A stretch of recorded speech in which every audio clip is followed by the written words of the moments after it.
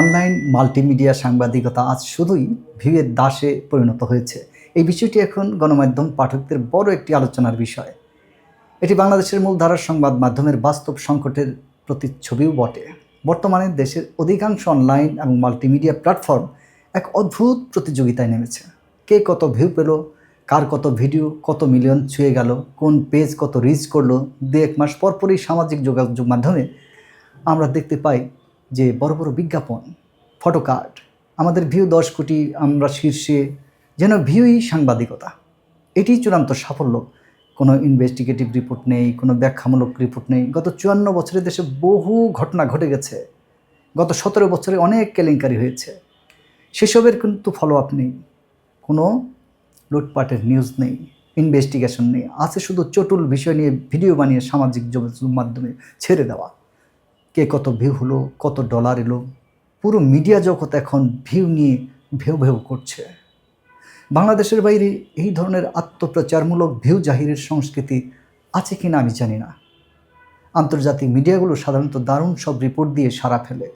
তারা এরকম নিউজ দিয়ে শুধু নিজেদের দেশেই না, সারা বিশ্বেই একটা প্রভাব তৈরি করে, সাড়া ফেলে।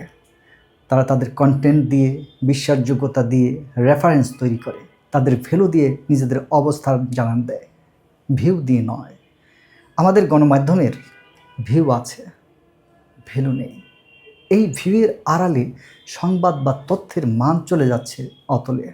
আজকের অধিকাংশ ভাইরাল ভিডিও বা নিউজ কন্টেন্ট দেখলে বোঝা যায় চটুল শিরোনাম, আবেগ উস্কে দেওয়া ভাষা, অসম্পূর্ণ তথ্য, কখনো উদ্দেশ্য প্রণোদিত উপস্থাপন, এক্সাজারেশন। কারণ একটাই, দর্শক ধরে রাখা, ভিউ বাড়ানো, বাণিজ্য বাড়ানো। সাংবাদিকতার মূল কাজ কি কেবল দর্শক টানা, নাকি রাষ্ট্র সমাজকে তথ্য দিয়ে আলোকিত করা?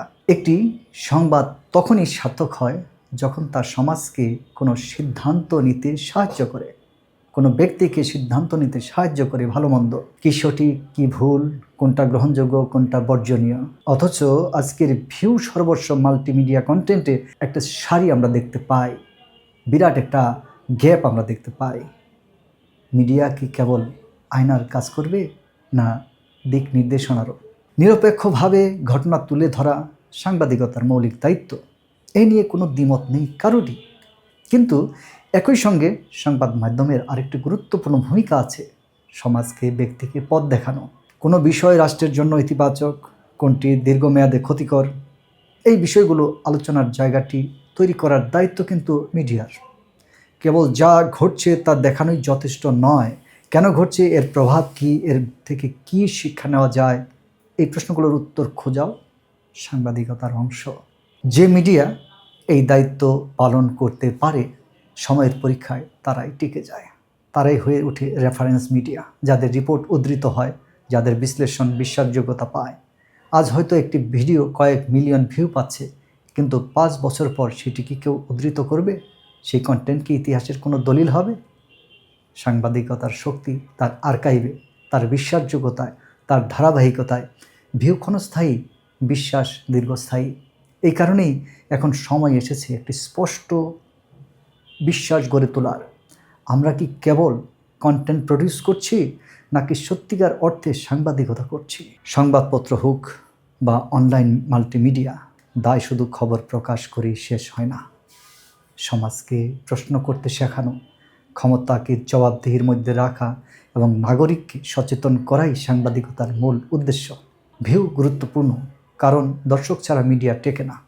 কিন্তু ভিউ যদি একমাত্র লক্ষ্য হয়ে দাঁড়ায়, তখন সাংবাদিকতা ধীরে ধীরে কন্টেন্ট ইন্ডাস্ট্রিতে রূপ নেয়, যেখানে সত্য নয়, ট্রেন্ডই শেষ কথা। ট্রেন্ডকে ফলো করা যাবে না। এখন সবচেয়ে জরুরি একটি স্ট্যান্ডার্ড দাঁড় করানো, ট্রেন্ড সেট করা নয়, যেখানে ভিউ থাকবে কিন্তু তার পাশে থাকবে তথ্যের গভীরতা, যাচাই, প্রেক্ষাপট ও দায়বদ্ধতা।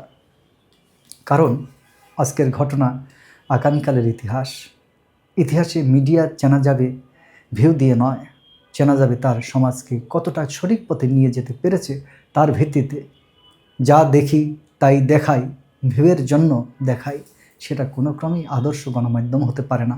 সময়ের পরীক্ষায় স্বীকৃতি পাবে না সেই গণমাধ্যম।